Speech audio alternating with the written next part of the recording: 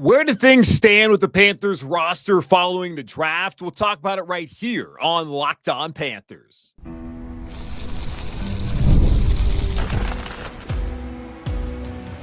You are Locked On Panthers, your daily Carolina Panthers podcast.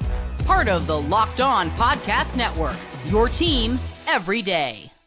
Welcome into another edition of the Locked On Panthers podcast, a part of the Locked On Podcast Network. I'm your host, as always, Julian Council, talking Carolina Panthers with you every Monday, Tuesday, Wednesday, Thursday, and yes, of course, Friday, your team every day. That's our motto here on the Locked On Podcast Network. Thanks for watching this show right here on YouTube and listening wherever you listen to your favorite podcast. Be sure to follow me, Julian Council, over on Twitter and Blue Sky at Julian Council, because I'm back on the show on Friday answering your weekly Friday mailbag questions. All you got to do is either at me or DM me over on Twitter or Blue Sky at Julian Council to get your questions in for the weekly Friday mailbag right here on Locked On Panthers. Today's episode of Locked On Panthers is brought to you by FanDuel. Right now, new customers can get $250 in bonus bets when your first $5 bet wins. We're continuing to look at the 2025 draft class for the Carolina Panthers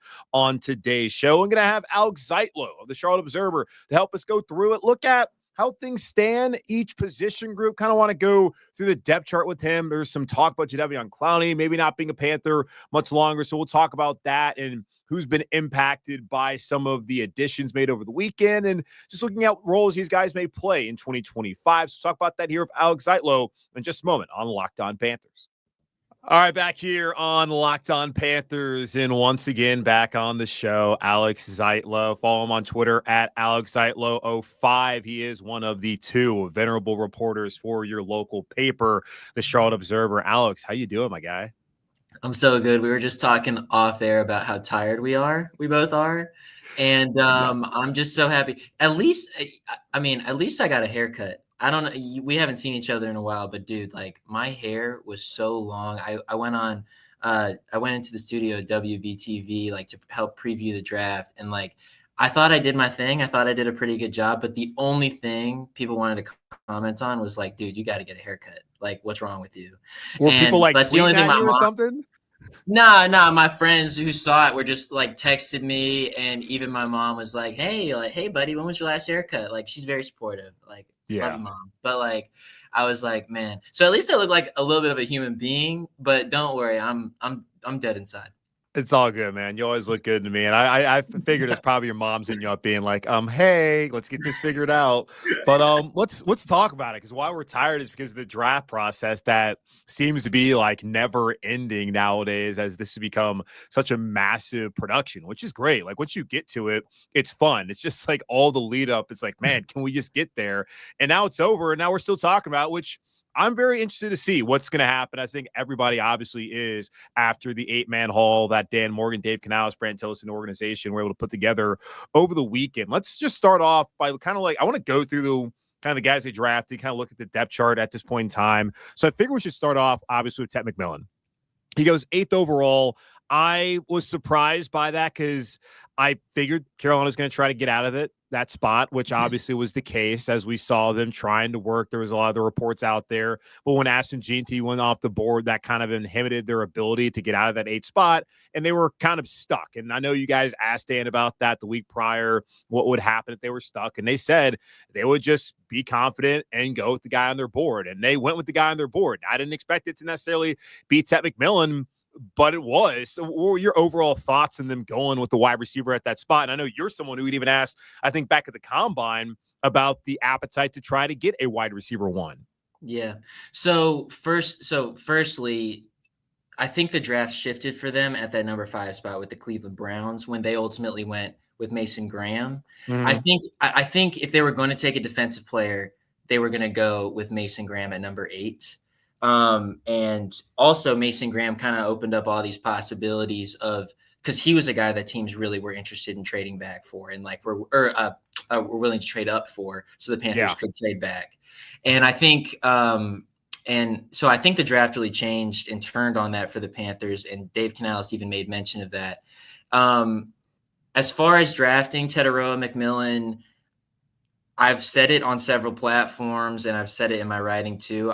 I thought pre-draft that the Panthers should have taken Jalen Walker if he was still available on the board for a variety of reasons. I know my colleague Mike Kay, who has been on your show and has enumerated a laundry list of reasons why he wouldn't work in an EJ Evero defense, but I still think that he was the most dynamic defensive player that the Panthers could have gotten if Mason Graham was off the board. I still think so. Now he's going to be playing for a Panthers NFC South rival in the Falcons, and they also got James Pierce Jr., who's going to be an edge guy over there. The Falcons are stacking up some front seven guys, and I think that could be a problem for the Panthers down the future. However, saying all that, I still think T-Mac, Tetairoa McMillan is a good pick. I don't have problems with the player at all from a perspective of he's huge, 6'4", 219 pounds. He can make catches at every single layer, every single level of the defense. Like you watch highlight tapes of him, he's just like plucking balls out of the air with one hand and making really contested catches. Not a huge fan of the fact that the Panthers didn't add a ton of speed on their wide receiver room. Sure. I guess Jimmy Horn kind of does that in the 6th round. He adds some speed, but there's also going to be questions of like being a 6th rounder. Are you going to make the roster initially? Of course. Yeah. And and some people will fire back. Well, no, Alex, like he's got the way he moves his 40 time doesn't actually explain how good and smooth he moves. And he can actually be a deep threat because he makes all these contested catches. Yeah. Very true. Very fine. That's good. But this Panthers offense needs explosiveness. And a easy way to do that would have been to, get a fast receiver. But if Tetairoa is so much better than the next great fast receiver, and maybe Matthew Golden, a lot of people were also really high on that guy, I mean, then go with your gut. Go with your draft board. And that's what the Panthers did. It wasn't an easy spot. Number 8 was not an easy spot. And so I think they stuck to their guns, and we'll see kind of what happens. Yeah, I think it's kind of hard to criticize the pick when the process that they had was the right one, to stick to their draft board and not to reach for a player. And we never are going to know who they had graded in certain spots, who was on the board. Because you talk about Jalen Walker. Who's to say Jalen Walker was number 9? We have no idea as far maybe number 2, I guess, at that point in time on their board. And it will be interesting to see because the scheme, because I know Mike was on here, Mike was talking a lot about would that work with this scheme. That's a similar scheme they're running down there with Raheem Morris in Atlanta. So that will be very interesting to see how things play out for him in Atlanta. But yeah, I look at the Ted McMillan pick, and I was someone who felt like they needed to try to get a true wide receiver 1. Of course, it did not work out with DK Metcalf as far as that trade goes. Chris Godwin, you can argue whether he's 1 or not, but he never even hit the market. So that's 2 years in a row. A former Bucs receiver who worked with Dave Canales was not able to come via free agency because the Bucs retained them. I thought that this was important for them to do because I just looked at the receivers that they had. And Adams probably going to retire after this year. Then you look at David Moore. I wouldn't necessarily count on him, especially at this point in time, necessarily being on the roster this year. I think he probably will, but will he be here next year? And then Jalen Coker, there's some promise there. We can't forget he was a UDFA and he was cut last year initially before coming back and really surprising. And in Xavier, I actually think for him, this is really good. This takes a lot of pressure off of him because I think when last year they took him, especially knowing the Panthers needed a receiver, there's a lot of talk about he's going to be the wide receiver 1 down the road. And when you think about it, he really was a 2nd-round pick. Carolina just decided because of the relationship that Dan had with Brandon Beane, let's move up, get that 5th-year option because the price of receivers nowadays is skyrocketed. So if you can have those 5 years, that helps out. And you've seen guys like A.J. Brown not have that 5th year, DK Metcalf not have that 5th year and make things difficult for the Titans and even with the Seahawks as well, as neither one of those guys are still with the team that drafted them. So I think now this takes pressure off of Xavier to where now Tet as a top 10 guy who you look at the numbers he put up, compare those to Marvin Harrison Jr., to Roma Dunze, to Malik Neighbors and the other top guys from last year. He's right up there with them. And the expectation should be, I think, moving forward, that he's going to be the wide receiver 1 eventually. Yeah, no, I think that's completely fair. But it's interesting that you kind of think that this move removes pressure from Xavier Legette. I think the average fan and even me the initial response is like, yo, this puts pressure. This puts additional pressure on Xavier for a variety of reasons, among them.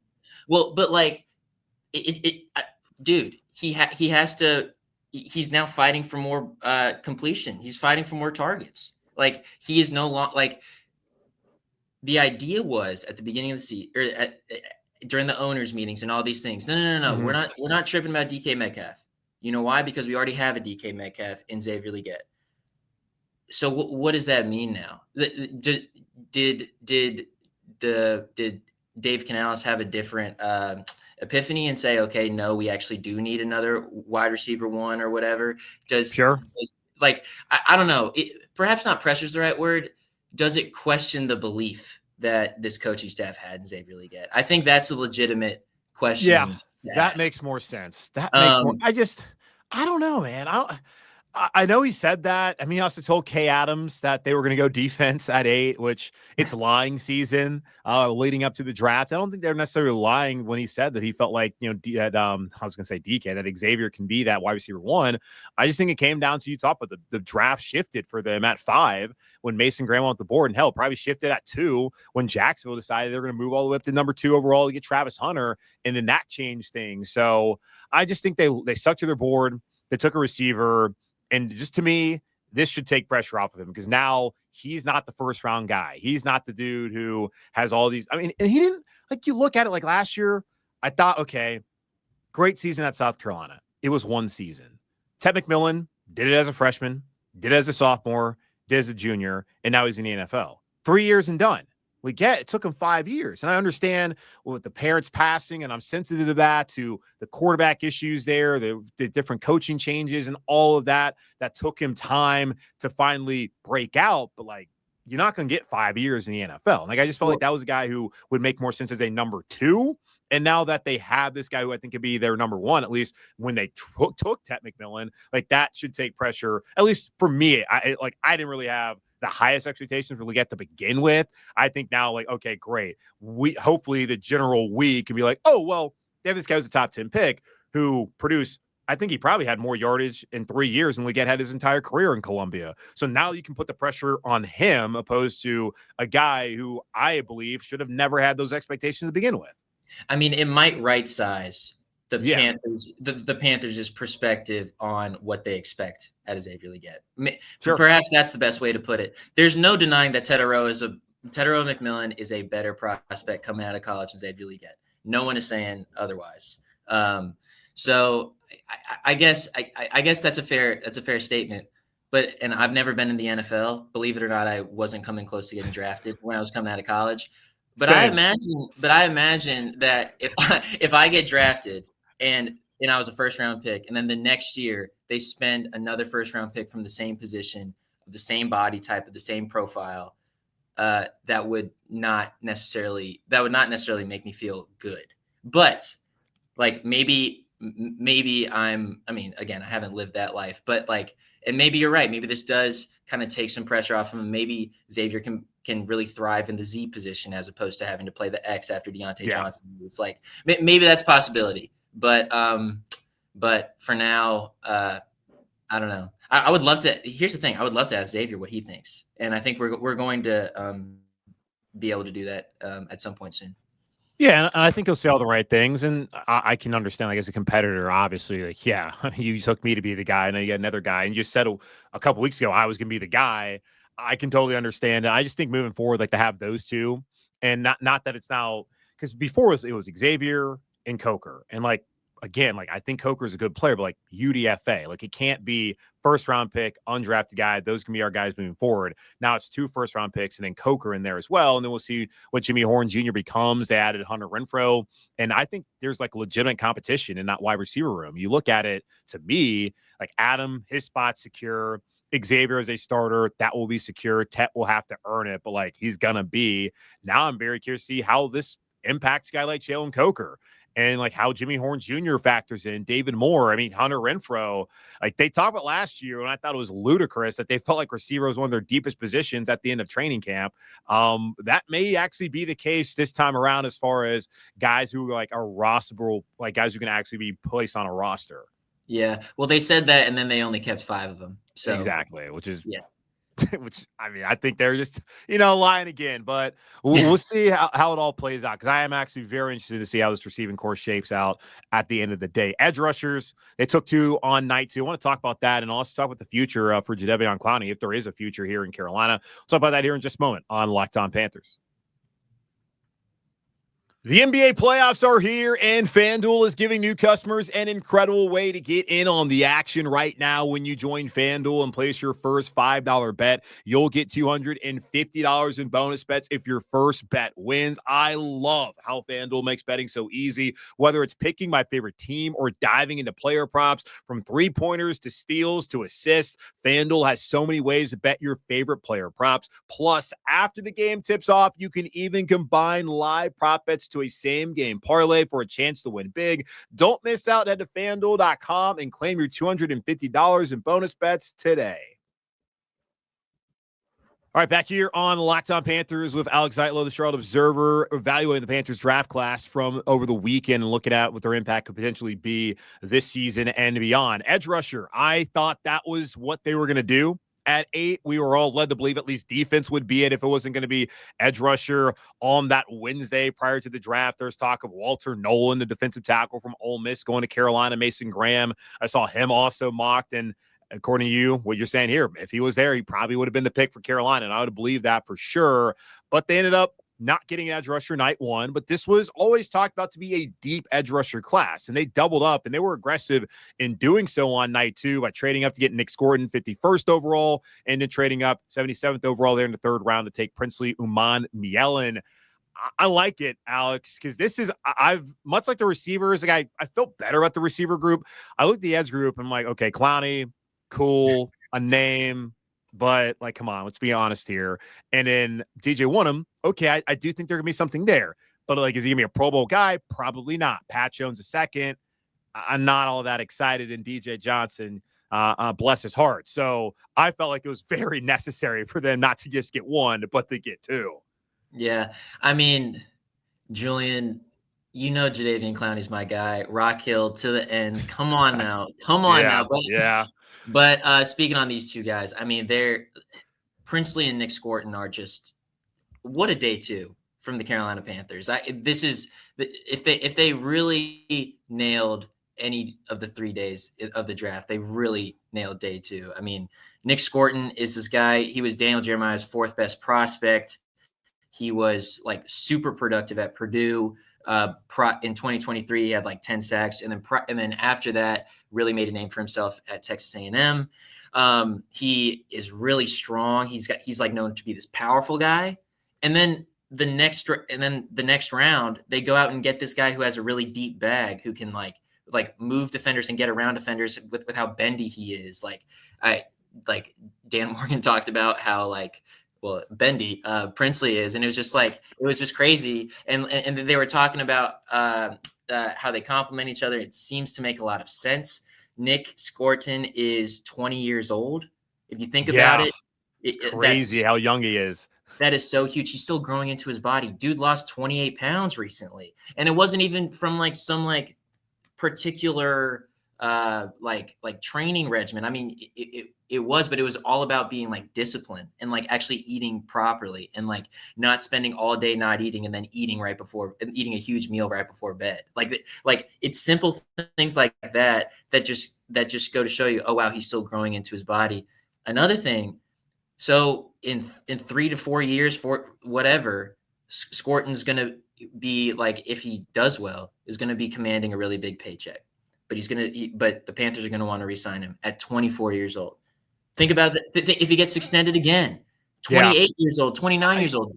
Yeah, he should be able to get to both his 2nd and 3rd contract before turning 30, which that's nice. That would be I think he turns 21, I want to say, in August. He'll be 21 by the season, but to be drafted when you're 20 years old, I like Scourton. I know people can look at the numbers and be like, oh, well, he had 10 sacks and he fell off. No, he had 5 sacks in an A&M scheme, which I talked to Kyle Krabs, who's part of the network, about that. And just A&M just not very aggressive in Mike Elko's defensive scheme. He had 14 tackles for loss and was first team all SEC. You're not first team all SEC if you're not a damn good football player. And guess who else was first team all SEC? The guy drafted right behind him, Princely Umanmielen. To get 2 of those guys on day 2 is insane. And I look at it now, like I saw, because I missed the press conference on Friday night, but I saw that Dan Morgan was asked about how this impacts a guy like Jadeveon Clowney. Apparently there was some reporting out there that the Panthers prior to the draft had been talking to some teams trying to move Clowney out. And when you bring in two young guys like that, and then you also just sign Pat Jones this offseason, you signed DJ Windham last offseason to a pretty friendly deal. It makes me wonder, is he going to stick around? Like, what do you know of that situation as far as Jadeveon Clowney and his potential future this season in Carolina? I don't know anything in particular beyond what Dan Morgan has said on the record, that, whatever he said, that it is, they're not worrying about it right now. They're focusing on the draft. He said, I'll read you the quotes. He said, okay, for the audience, he said, we're still working through the roster. We're still talking through things. Obviously, we're focused on the draft right now, that what's in front of us. And later on was, I guess, asked again, probably in a different way, but still the same question. We're just kind of working through things. We're working through the draft. We're focused on that. We're going to reassess it after the draft and go from there. So I guess would be a reassessment time after the draft. Yeah. Forget, my memory is eluding me. Wasn't he like planning on becoming like a rotational pass rusher anyway last year? Like, wasn't that like the plan, or was he an every down backer anyway? I think the idea is that they would want to have him rotational, because when you looked at him back in 23 in Baltimore, when he had 9.5 sacks, like he wasn't the guy in Baltimore. They rotated and that kept them fresh. When last year they're asking him, hey, we need you to be an every down kind of dude, like that impacts things. And I think that this year they would want him to be rotational, especially when you add Pat Jones and you bring in these two young guys. But maybe things have changed. I don't know. Because I go back to also think about this.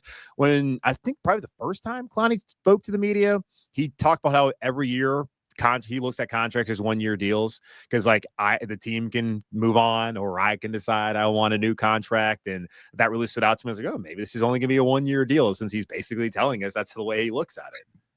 Yeah. Yeah, and he signed a 2-year deal here. Dude, I kind of have egg on my face, because I made it a huge deal about, oh my gosh, this is Jadeveon Clowney's first 2-year deal ever. He wants to be in Carolina, blah. And it's like, then he like has that press conference and he's just like, not every contract's a 1-year deal. And I was like, oh, okay, great. but nah, I mean, I see what you mean. The Panthers like really bulked up in free agency on that defensive front. I'm just kind of the opinion and under the impression that their defensive front is largely going to be rotational. Turk Wharton is a guy that they're really high on. I still think that he's going to be, splitting snaps with whoever. So Bobby Brown is too. They drafted Cam Jackson, the guy who's like literally fits the profile of Bobby. So like, that's my impression. We'll see how it truly plays out with EJ this season. We'll get a better idea also in training camp as well. But as far as the Clowney stuff, I mean, it was asked about and it was adequately asked about. I'm still in a sit and wait, wait and see sort of situation. Yeah, and it will be interesting too, because I got to look at his cap hit, because I think maybe post June 1, maybe they can save more money. Let me try and do that now as I got you here. Let's see, because looking at him right now, his cap number is 13.75 million, and if they cut him pre-June 1, or they want to cut him, it would be 7.7 that they save. If he's traded pre-June 1, it's 9.7 that they save. If they cut him post-June 1, still the same 7.5. So it doesn't seem to really matter when they do this. I suppose that he'd probably rather, I don't know, if I'm Jadeveon Clowney at his age, I'd probably, which I'm kind of, I think we are the same age. I would be waiting until a lot more mileage on his body, though. I'd probably be waiting until August to want to sign with a team, just so I don't have to waste my time during training camp. So we'll see how that all plays out. But I do think important that Carolina was able to add 2 young guys there on day 2. 2 more group positions I want to talk to you about here on the show. Let's take a quick pause and then we'll come back and do that. Ever check your bank account and wonder, where did all my money go? Between dining out, online shopping, and entertainment, it's easy to lose track. That's where Monarch Money comes in, your personal CFO, giving you full visibility and control over your finances. Monarch Money isn't just a budgeting app, it's a complete financial command center. You can track all your accounts, investments, and spending in one place, so you stop just managing your money and start building wealth. Take control of your finances with Monarch Money. Use code LOCKEDON NFL at monarchmoney.com, 50% off your first year. That's monarchmoney.com, code LOCKEDON NFL for half off your first year. All right, running back, Alex. I talked to some people leading up to the draft here on the show, and they suggested that after Jonathon Brooks retore the same ACL and the same knee for the second time in 13 months, that maybe Carolina should be looking at another back. It's unfortunate to hear that, but that's the business of the NFL, especially for a player who they took a chance on last year, hoped that he could come back and make some sort of impact, had 3 games, and that was it for them. You could see the burst there, but it just unfortunately did not work out to where he's healthy this season. And they brought in, of course, Rico Dowdle during the offseason for a 1-year deal to be that stopgap to help out Chuba Hubbard. And now they're bringing in Trevor Etienne, who was at Florida, transferred to Georgia, was banged up a little bit last year, was in a rotational backfield, much like the one he was in Gainesville. They take him in the 4th round. And that has me wondering, like, what the future may be for Jonathon Brooks. What do you think that addition means for, I guess, just Carolina's backfield this year, but even moving forward to 26 and beyond as far as Jonathon Brooks and his health? When it comes to Jonathon Brooks, we still don't know if he's even going to be available for 2025. I'm under the impression that he will be because, it wouldn't make much sense to me to just make a decision this early on and say, okay, he's not going to play in 2025. Particularly with ACL tears. Oh gosh, I don't want to get in trouble, but I don't know, 9 months. Is that an adequate amount of time? Probably something like that. I've had someone I just had someone DM me saying it takes a year the second time around, which I don't know how legitimate that is. I've just been under the impression because it happened again late in the season, much like last year, and just going off of how long it took him to come even play this year. And they didn't really need him. Kind of similar situation. You already have 2 vets. Last year was Miles and it was Chuba. It's Chuba and now Rico. Then you add in a young guy. Did they really need him to come out and play? I don't know what the recovery time is. I know whenever you guys have asked Dan, they haven't really been super upfront about wanting to put a timeline. Yeah, no, for sure. I mean, if you really want to dive into the specifics, Miles Sanders did hurt his ankle really bad. In the Germany game. So actually Jonathon Brooks coming in at that time was adequate. And he kept saying to us how healthy he felt and all these things. It's just unfortunate how his injury happened. As far as the Trevor Etienne pick and how it does that say anything about how the Panthers view Jonathon Brooks going forward? I personally don't think it really does. Trevor Etienne brings a lot to this team beyond just being Jonathon Brooks, a healthy Jonathon Brooks. He's a really good returner. He's proven that. He's not super fast and he's not super big, but he is really elusive and he's really hard. He's slippery almost. Watching him play, I'm just wait, how are these huge guys that are twice his size not getting him down?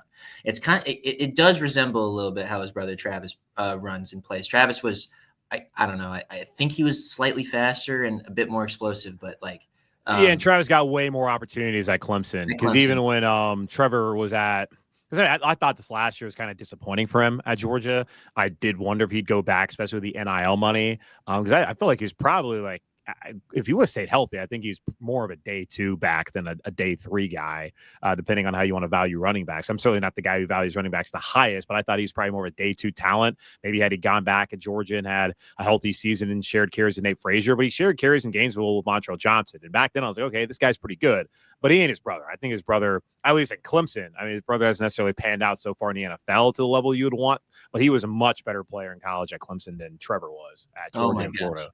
Dude. Travis was crazy at Clemson. He was nuts. But you're so right. I want to pose this question to you. So you spend a 4th round running back, or a 4th round draft pick on a running back. The Panthers need a cornerback, a premier position. You need a cornerback. You also could use an inside linebacker to back up Christian Roseboon Trevin Wallace, and Josie Jewell. On Jeremiah's big board, these guys were still available when they took Trevor Etienne. Quincy Riley, a cornerback out of Louisville. Mm-hmm. Teddy Buchanan, a linebacker out of California. Mac McWilliams, a cornerback out of UCF. He's a top 100 guy. He's like literally a top 100 guy on Jeremiah's big board. I mean, I think that's a legitimate question. Like, they went by their board. They did their process. Like you said, there's something to be said about that. But the fourth round seemed like a great opportunity to take a cornerback or a linebacker and beef up that defense even further. Yeah, linebacker is not a spot I really looked at in the draft. Like, I could have seen them doing that. I mentioned every position at some point in time, but I would have understood it. At post-draft, not really thinking about it that much because they do have three guys. Think that at the very least they're going to be able to depend upon and rotate in. And yes, they need another guy just for depth-wise, but you have three experienced players, where last year you only had two. Like, Trevin wasn't experienced at all. Neither was Claude Sherrillis when he went in there. Jacoby Windman had to play late in the season. So I think they're in a kind of a better spot in terms of experience, I suppose, than they were last year. I guess maybe not, because Shaq and Josie had a ton of experience, but they have three guys who are experienced opposed to two guys that you're really banking on a year ago. So yeah, I can see that. I think corner, Riley's a guy who had a top 30 here, and I had – I did the one mock. We're all guessing because you don't know what the hell is going to happen by the time you get to the fourth round. But I figured if he was on the board, that would be a guy that they might be interested in. But I know that I've heard like they like Caleb Evans a lot. He started that game week 18 down there in Atlanta. I know that apparently, Shamar Bartholomew didn't play at all until he had to come in because Evans got hurt in that first half. So those are two guys who have been around. So maybe they like them. But it would have made sense, I think, to me, maybe getting another corner just as insurance if like the Mike Jackson thing doesn't work out. But I think it will. So yeah, it's a good point. We don't know the board, as you mentioned. So I can see the arguments for all that. I think like safety is the last thing I also want to touch with you, because like they get Lathan Ransom, and apologies to the listeners out there. I wrote it down wrong. I was saying fifth rounder. He's a fourth rounder. And I don't even know how I got that wrong, because I kept looking at it. I was like, they didn't have 3 fifth-round picks. Why do I have 3 fifth-round picks written down? But that's because I had it wrong, because Lathan Ransom went 22nd, and that was in the fourth round. I'm curious to see how that works out, because, experienced dude. They have 4 safeties now. I haven't looked at the UDFAs, but I'm not really looking. And I know Damani was UDFA, but I would think that they're probably going to look for a vet there. Like, that spot I'm very interested into like why they didn't address it earlier, even though like I love what they did day 2, and then kind of what the plan is moving forward. Like, are they going to go circle back on Julian Blackman or somebody like that? Like, that's kind of a spot I'm looking at more so than like what they didn't take as far as corner and linebacker. Like, it's like when they took the safety that kind of stood out to me more so than like, oh, they didn't get these positions. Yeah. The Charlotte Observer reported a couple months ago that the Panthers hosted a workout for Julian Blackman. To be clear. I completely agree with you. But at least the Panthers got a safety, they need it. Needed a warm body. Yeah. Like, you say that they have 4 safeties now as if that's a lot of safeties. Like, no, on a 90-man roster for a training camp, you're going to have so many defensive backs, dude. You're going to have so many of them. Because you need to fill special teams, and you need to have gunners, and you need to have this. So 4 safeties is actually not that bad, or not that much. It is interesting. There is this desire to continually upgrade at safety because the safety room was not adequate last year, and I get it. If you look at Jordan Fuller's didn't work out. Nick Scott wasn't the guy that they thought he was, blah, blah, blah. I really like Damani Richardson, though, man. Like, he was probably, outside of Zach Thompson, who got hurt early in the year, he's probably like the most reliable tackler on the field last year, which is crazy to say. It's just nuts to say. But he was. Xavier Woods was a enforcer back there, but and every time Damani seemed to have like a one-on-one, he finished off the play. He had the highest PFF tackling grade, for what it's worth. Thank you for. I was just going off my eyes. I'm glad you brought stats into it, but I really like him. I also like him in coverage too. So I don't know. Lathan is like a tone setter, a hard hitter, as you said. They brought in another guy similarly over free agency and Trayvon Mulrig. Like, I think the safety room's okay, assuming everybody stays healthy and everything. I really think the safety room's okay. That's kind of why I'm thinking, hey, why not go out and get a cornerback? But like you said, warm bodies. They literally have 4 safeties. Like, yeah. I mean, they'll bring in the undrafted guys. Like, I'm sure there's been reporting on who that might be. I'm currently still focused on who they have drafted, and I'll get into the UDFAs. As I guess rookie minicamp is next week, so maybe get into some of those guys. Maybe once that's over with. But yeah, we'll see. I'm sure they'll add a vet just to add another experienced body in there. But I do think they like Richardson, and he'll get an opportunity to potentially start again this year. But that's Alex Zietlow of the Charlotte Observer. Check him out over on Twitter at Alex Zietlow05. And also, of course, subscribe to your local paper. He and Mike, Scott, and the whole team over there do a great job covering the Panthers. Of course, Rod Boone has the toughest job in Charlotte, having to cover that miserable franchise in the Charlotte Hornets. So prayers up for him, and go support him and everybody over there doing a fine job. Alex, appreciate your time as always, my guy. And you got one thing? Yeah, I got one thing. Julian, thank you so much for what you do. You are a wonderful podcast host. You're a wonderful voice for this team. I really enjoy it. I am honored to be on your show. I appreciate you. And I hope we brought the energy. You know what's crazy? Like, we started off really low energy, and now I'm like ready to run through a wall. Because that's how I feel when I talk to you, my guy. So it's always fun, man. I always enjoy it. Sir. Yes, sir. Appreciate your time as always. And I'm gonna keep you here to sign off. Oh, that's gonna wrap up this edition of the Locked On Panthers podcast, part of the Locked On Podcast Network. Hosted by yours truly, Julian Council. Again, y'all subscribe or follow the show for free over on YouTube, wherever you listen to your favorite podcasts. And be sure to follow me on Twitter and Blue Sky at Julian Council to hit me up with your weekly Friday mailbag questions. Back with it on Friday. In the meantime, be safe, be happy, be whole. As always, keep pounding. And actually, tomorrow, I told you I was going to do it today, but tomorrow we'll talk about the winners and the losers from the Panthers draft here on Locked On Panthers.